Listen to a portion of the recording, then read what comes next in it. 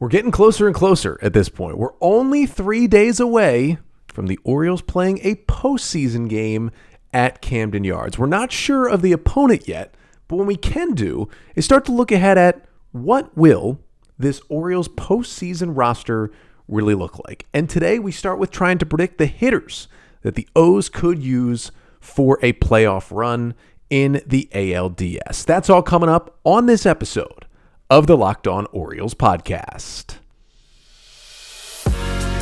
You are Locked On Orioles, your daily Baltimore Orioles podcast. Part of the Locked On Podcast Network, your team every day. Hey there, Orioles fans. Today is Wednesday, October 4th, 2023, and welcome back in to the Locked On Orioles podcast, part of the Locked On Podcast Network, your team every day. As always, I'm your host, Connor Newcomb, and coming up on today's episode, we are going to take a look forward at what this Orioles postseason roster could look like heading into the ALDS. We're going to do this over two parts over the next 2 days, talking about the hitters today and then the pitchers tomorrow. So for today's episode, there's a lot of stone cold locks in terms of the Orioles hitters, right, that are going to be in the postseason, but there's also some question marks.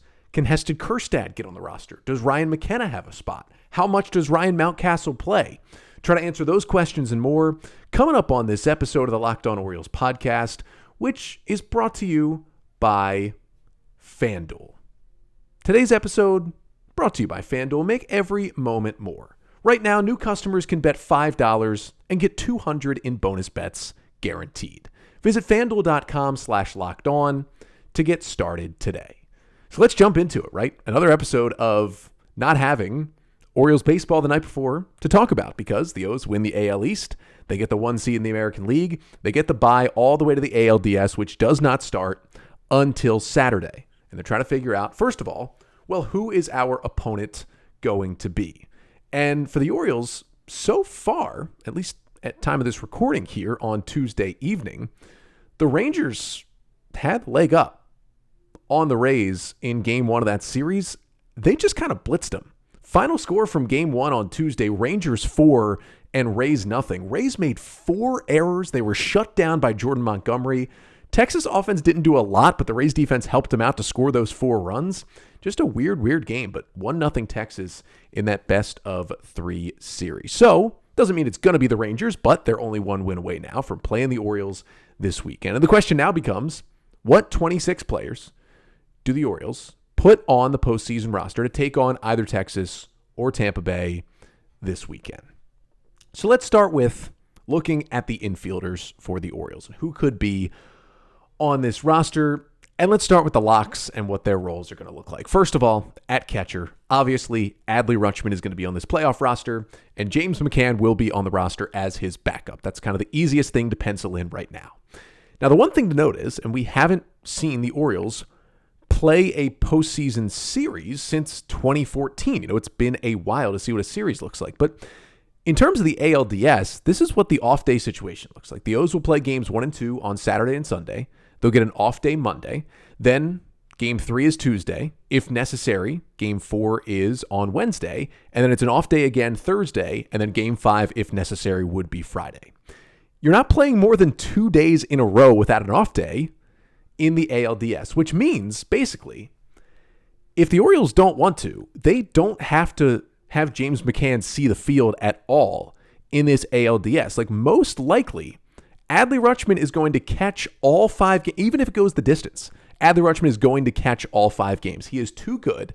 And despite the fact that James McCann has had some big moments this year and he's been really good defensively, I just don't see the Orioles putting him behind the plate in any of these games. Even if they were to face a left-handed starter, I still don't see them putting McCann behind the plate. They just have better offensive options on this roster. So because of that, unless there's an injury, McCann just might go unused in the entire ALDS. Now, I have kind of an interesting way that I think MLB could potentially use the backup catcher spot, similar to what the NFL has done with the backup quarterback position this year, where you put 2 QBs on the active roster, but you're actually allowed to dress a third quarterback who doesn't count against your maximum number of players you can dress for a game.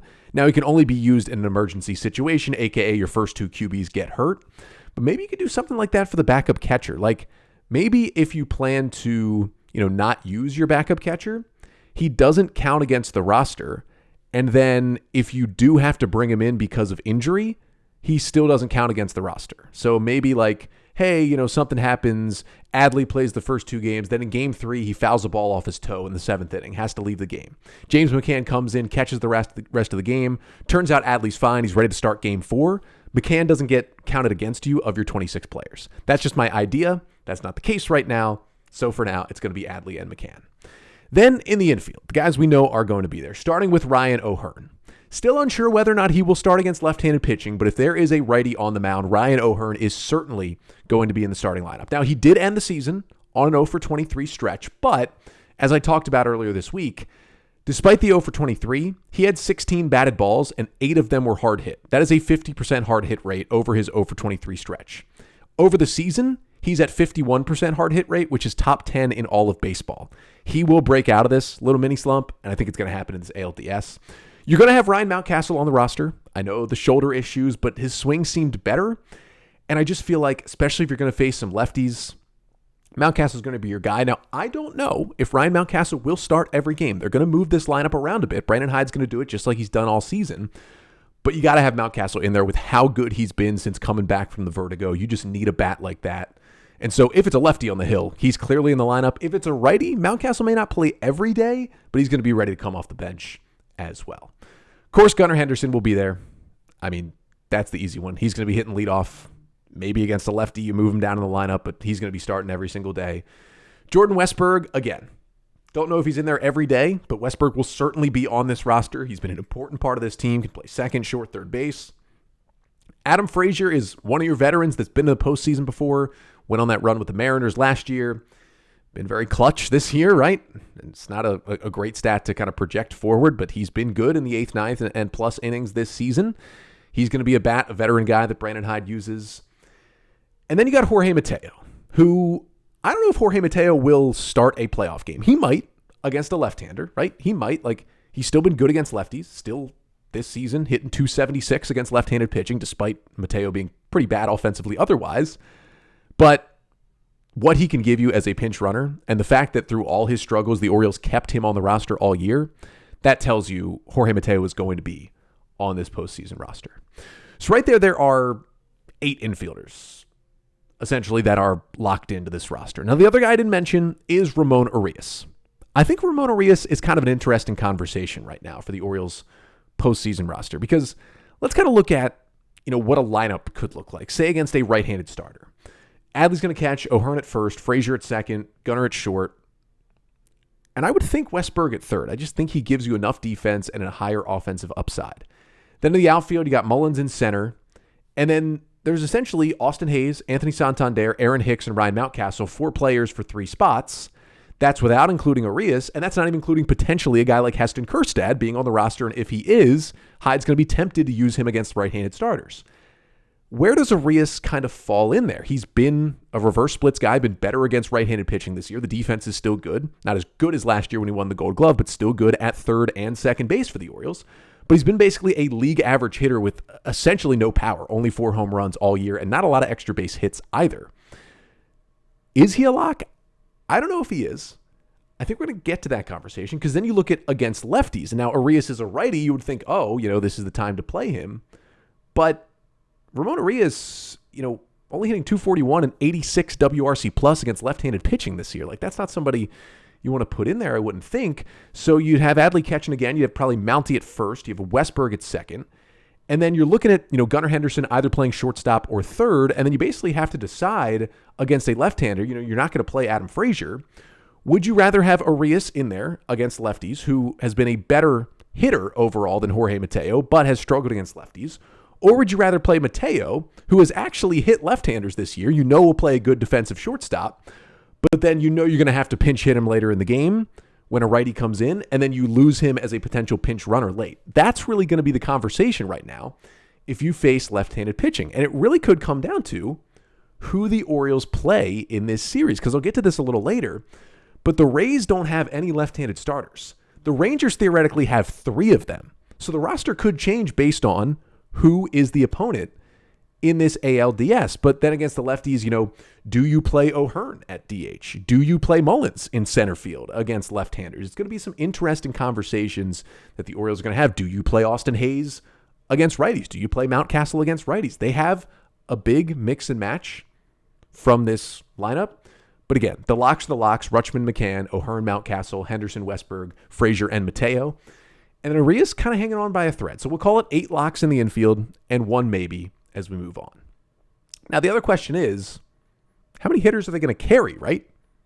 Now, you got to carry at least 13, but could they carry 14 of the 26? Kind of get to that and talk about the outfield as well coming up next. But first, this episode of the Locked On Orioles podcast is brought to you by FanDuel. Now, it's baseball season. We know it, right? Playoffs are here. It's going to be fun to watch, but it's also the NFL season as well. And you can snap into NFL season with FanDuel, America's #1 sportsbook. Right now, new customers get $200 in bonus bets, guaranteed, when you place a $5 bet. That is $200 in bonus bets, win or lose. If you've been thinking about joining FanDuel, there is no better time to get in on the action. The app, it's super easy to use. There's a wide range of betting options, including spreads, player props, over-unders, and more. And I've said it, but I'm looking at this weekend, Ravens, Steelers. I'm going to take the Ravens to cover, but it's Ravens-Steelers, so maybe take the under in that one as well. So visit FanDuel.com/lockedon and kick off the NFL season with FanDuel, official partner of the NFL. So we're talking Orioles postseason roster, taking a look at which hitters could be on the roster for the ALDS that starts Saturday with Game 1. Now, those postseason roster rules, again, 26 players, usually 13 and 13, but you can go differently. You cannot have more than 13 pitchers, but you can have more than 13 hitters, very similar to the regular season rules. If you leave a player off the roster and then someone gets injured, you can replace that player. So say, somebody on the O's, let's say it's Adam Frazier, right, gets injured in Game 3 of the series, and he's out for a little while. You could then take a player like Joey Ortiz, maybe, and plop him onto the roster in the middle of that series. However, if you do replace an injured player in the middle of the series, that injured player not only is ineligible to return for the rest of that series, but is also ineligible to return for the rest of the following series as well. So if an Orioles player got hurt in the ALDS and you replaced him on the roster, he'd have to miss the ALDS and the ALCS. He could not return again until the World Series. That's why teams, it's got to be like a major injury for you to come off of the playoff roster. So I talked about the locks in the infield. Let's talk about the outfield. The outfield's interesting because you got the 4 locks, right? Austin Hayes, Cedric Mullins, Anthony Santander, and Aaron Hicks are all going to be on this postseason roster. Santander is going to be in there every day. He'll play some right field. He'll DH a little. He could potentially play first, but most likely it would either be right field and mostly DH for Santander. Aaron Hicks has just been too good with the bat down the stretch to not put him on there, and by far, he's got the most postseason experience of any Orioles player, has more than 100 plate appearances in the postseason. The other 2 guys are Adam Frazier with like 30 and James McCann with 7. That's about it. You're having Hicks on this roster. He was the Orioles' second best hitter in September behind Adley Rutschman in terms of WRC+. He's been great. As long as he's healthy, he's there. Again, I don't know if Hicks plays every single day, but he's going to be out there in the outfield a good amount. Cedric Mullins against a righty, he'll be in center field every day. Against lefties, the O's have interesting decisions. I do think they'll still play Cedric Mullins and maybe just hit him 8th or 9th against left-handed pitching, and I think they'll put him in there. But with Aaron Hicks, with Austin Hayes, who's going to maybe not play every day, but play most days, you can shuffle things around. So that's 4 locks in the outfield combined with 8 locks in the infield, gives you 12 hitters right there that are locked in. Again, you need to have at least 13 hitters, but you can go with more. And I've talked about this on the podcast a little bit. It's not a guarantee that teams in the postseason will do what they did in the regular season, which is go with, the clean split of 13 pitchers and 13 hitters. Actually, a lot of teams will go with more hitters. They'll generally go with 14 hitters and 12 pitchers. Even the Rays in this AL wildcard series this week against the Rangers. Now, this is a little extreme and probably because it's only a 3-game series. You don't need as much pitching.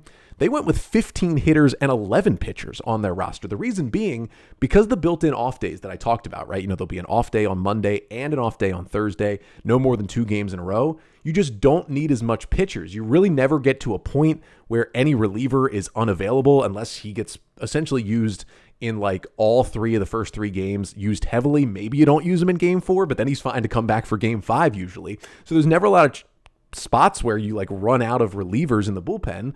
So teams are usually okay with using one less reliever. And, you only need 4 starters in a postseason series. You don't need the usual 5 or 6 like the Orioles ran with for times this year. So most teams will put one of those starters in the bullpen, which gives you an extra long man, which gives you more versatility in the pen as well, which is why teams go with less pitchers. So there's another question here. Do the Orioles roll with 13 hitters and 13 pitchers, or do they roll with 14 hitters and 12 pitchers? And it does give you another chance to get a hitter on the roster. And, the one guy we haven't quite put on there yet as an infielder yet is Ramón Urías. And then there's 2 outfielders who we haven't quite put on there yet. One is Heston Kjerstad, and the other is Ryan McKenna, who, although he didn't finish the season with the O's, spent most of the season with Baltimore. And because of when he was last optioned, his 10 days he needs to stay in the minor leagues would be up before game 1 Saturday, which means McKenna is also eligible for this ALDS postseason roster. So he is in play for the O's. So essentially, you're looking at 3 players, Urías, McKenna, and Kjerstad, for either 1 or 2 spots. There's no way, unless there's some crazy injury this week, that all 3 of them will end up on the roster. It could be just 1. It could be 2. Here's the cases for all 3 of them and kind of the situations that they're in. Heston Kjerstad, it's been fun to watch him hit. Like, he hasn't been amazing, but he's hit some homers. He's used the opposite field. He's hitting the ball crazy hard. There's a chance like he could run into one and have a huge 3-run homer at some point in the playoffs, even if he's just used as a pinch hitter. And if he's on the roster, you have another weapon against right-handed pitching. Now, the flip side of Kjerstad is, as the Orioles have showed us with their usage of Kjerstad here in September, he's not going to play the field. Like, if he starts a game, he's only going to DH, which means you have to put Santander in the outfield. Not that he's terrible out there, but you'd rather have, like, Hayes, Mullins, Hicks, and then Santander DHing. Also, you're not going to really have him run the bases much. They haven't had him do that too often. And you're not going to have him face left-handed pitching. So essentially what he's in there to do is maybe start at DH against a righty and then maybe come off the bench as a pinch hitter against a righty as well. Is that worth that kind of restricted availability, worth giving him a playoff roster spot, especially if you're only going with the 13 hitters and you're not going with the 14? That's an interesting case for Heston Kjerstad. For Ramón Urías, we've talked about it already. He can be a good defensive replacement at third base or second. He can also play shortstop and first base if you need him to. So if you have pinch hitters late in the game, you need to move around the defense. Urías is super versatile. He's got a good glove at all those positions. Plus, he can hit a little bit. I mean, he's basically been a league average hitter. But as we know, much better against righties. 274 average, 104 WRC plus against righties. 241 average, 86 WRC plus against lefties. So really, Urías, as a right-handed batter, a reverse splits guy here in 2023, but we know Brandon Hyde trusts him a lot as well. And then you've got Ryan McKenna, who, if he needed to hit against a lefty, he could do something. I'd rather him not have a plate appearance at all, even if he is on the playoff roster. But if he would be, it would be to be a pinch runner and a defensive replacement late in games. And really, you would be considering McKenna if you're maybe playing a team with left-handed pitching. You're considering starting Jorge Mateo. And then if you start Mateo, you don't have a pinch running option on the bench. So maybe if you're thinking about starting Mateo a couple of times, you do roster McKenna because then he can become your pinch runner potentially off the bench as well. And if you do, the flip-flopping late in the game with the pinch hitting, he can come in and play all 3 outfield positions as well. So those are really the choices. And it could come down to the opponent, right? Like, this is what I talked about. The Tampa Bay Rays, in terms of starting pitchers you're going to face, Tyler Glasnow, Zach Eflin, Aaron Savali, Zach Littell. Those are their top 4 starters. All 4 of those guys are right-handers.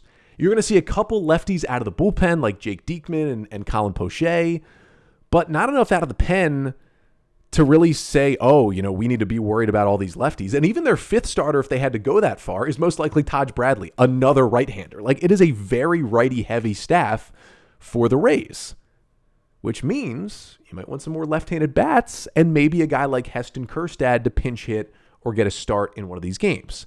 Now, on the flip side, the Rangers have a lot of left-handed pitching, specifically in their starting rotation because DeGrom's injured, because Scherzer's injured, and because John Gray is now injured as well, and his status for the ALDS, I don't think he's going to pitch in the ALDS.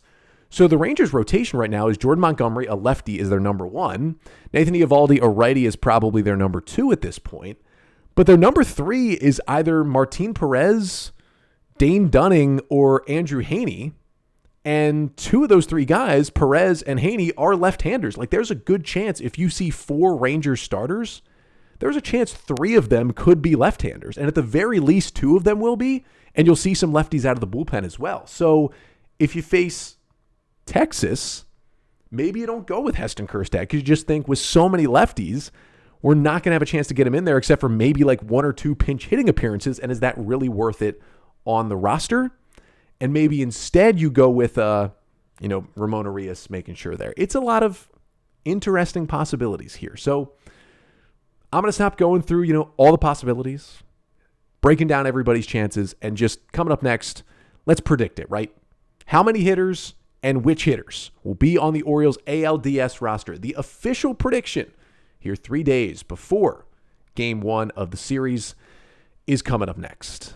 But first, this episode of the Locked On Orioles podcast is also brought to you by Bird Dogs. I am literally wearing the Bird Dog shorts right now as I record this podcast on a Tuesday evening. I've got 3 pairs of them. I love to wear the Bird Dogs. It got cold again, then it got hot, right? Back into the 80s here in the first week of October, which means the shorts come back out and the Bird Dogs come back on. And the Bird Dogs are awesome because they're great for this hot weather. They use anti-stink, sweat-wicking fabric that helps keep you cool and dry all day. And the shorts fit me great. I'm kind of a tall, skinny guy. Shorts still look good and they feel good. The fabric is amazing and they're functional for any occasion, right? They look good enough that they're like nicer shorts. Hey, you can wear them to a nicer outing. But also they feel like athletic shorts. You can just lounge in the Bird Dogs. You can go for a run in the Bird Dogs if you want to. Really, any occasion, Bird Dogs are the shorts for you. And also, it is going to get cold soon. I got a pair of the pants, worn them already once. They're just as good. So go to birddogs.com/lockedonmlb or enter promo code lockedonmlb at checkout for a free Bird Dogs water bottle with your order. That's birddogs.com/lockedonmlb for a free water bottle at checkout. You won't want to take your Bird Dogs off. We promise you that.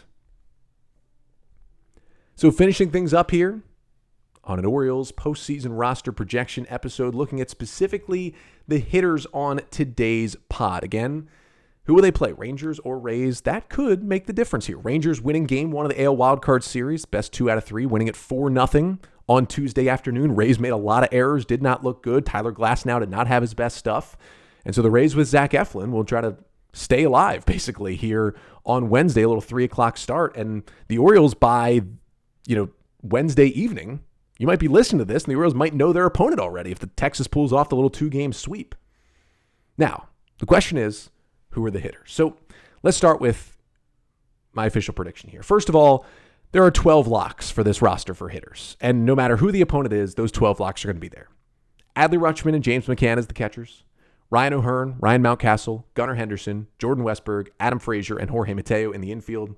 And then Austin Hayes, Cedric Mullins, Anthony Santander, and Aaron Hicks in the outfield. Those are your 12 stone-cold locks for the Orioles postseason roster. Feel pretty good about those. So the question is, how many more players are you going to put on there? You need at least one. You have to have at least 13 hitters on there. But do you carry 14? And again, a lot of teams will do it. And you also have to factor in, what pitchers you're putting on the roster as well and how many pitchers you want to carry, right? Looking through the Orioles pitching rotation and their bullpen, and I'm going to get to this more in tomorrow's episode when I officially predict the pitchers, but there's kind of 11 locks among pitchers right now. And then there's 3 more guys who I would consider like mostly on the postseason roster bubble. So the question is, do you want to keep one of those guys and go with 12 pitchers?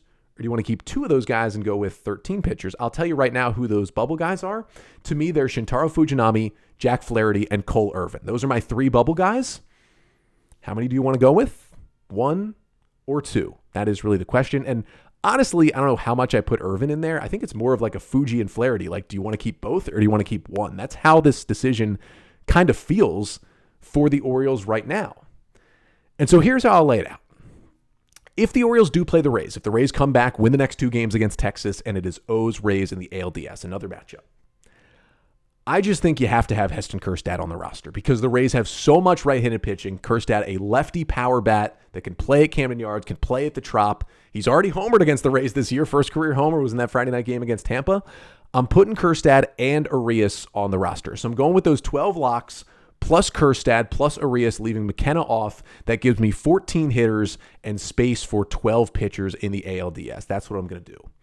If it is the Rangers, who do have a lot more lefties, like we talked about, in Haney and Montgomery and Perez, and two of their top late-inning bullpen guys, Will Smith and Aroldis Chapman, both left-handers as well. Like, you're going to see a lot of left-handed pitching out of that Texas staff.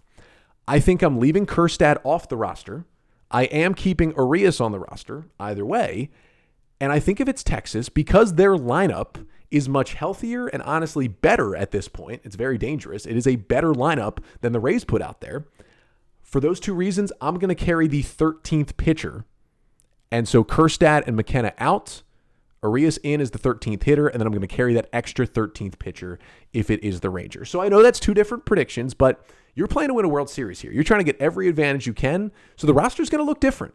Whether you're facing the Rays or whether you're facing the Rangers. And that's going to come into play tomorrow as well when I make that prediction for the pitchers. Now, you also get a taxi squad, which are players that get to stay in the dugout in the clubhouse with you, travel with the team just in case there's an injury. They are there to be activated. You always carry a third catcher. It's going to be Anthony Benboom, I would think, kind of the veteran guy who's been with this team before this season. Again, if it's the Rays and I go with Kjerstad and Urías, McKenna, either way, McKenna's going to be on this taxi squad. If they don't keep Kjerstad, he is definitely going to be on the taxi squad as well, ready to be activated. And then the other guys you could see there, probably Colton Cowser, as an outfield option. Probably Joey Ortiz as an infield option as well on the taxi squad. And then if you want to get him like the traveling in the major league experience, would they put Jackson Holliday on that taxi squad? Maybe they would, maybe they wouldn't, but those are hitters they would consider. I mean, definitely, it's Benboom and McKenna. And then if he's not on the roster, Kjerstad, the other guys are maybes, but maybe it could be Jackson Holliday on the taxi squad. Maybe something happened, injury-wise to an infielder. Maybe you just skip over Ortiz altogether and just say, highest ceiling, Jackson Holliday, let's go. But we shall see, right? Rays and Rangers up 1-0. That's going to kind of change what the Orioles do with this roster. And I'm going to be back tomorrow. We're going to talk a little bit about, an update on this Rays-Rangers series. It could be over by the time I record tomorrow. It could be a Rangers sweep. We could specifically be looking at that team, that lineup, those pitchers, how you attack them with a roster. But either way, moving over to the pitching side tomorrow, predicting the either 12 or 13 pitchers that the Orioles will carry on the ALDS roster. The big questions like, who are the starters in the rotation behind Grayson Rodriguez and Kyle Bradish? Does Jack Flaherty, does Shintaro Fujinami, do those guys have a bullpen spot? And who are they really going to go to in the high leverage spots out of the pen as well? Try to predict that coming up on tomorrow's episode. But until then, I'm Connor Newcomb, and this has been the Locked On Orioles podcast, part of the Locked On Podcast Network. Your team every day.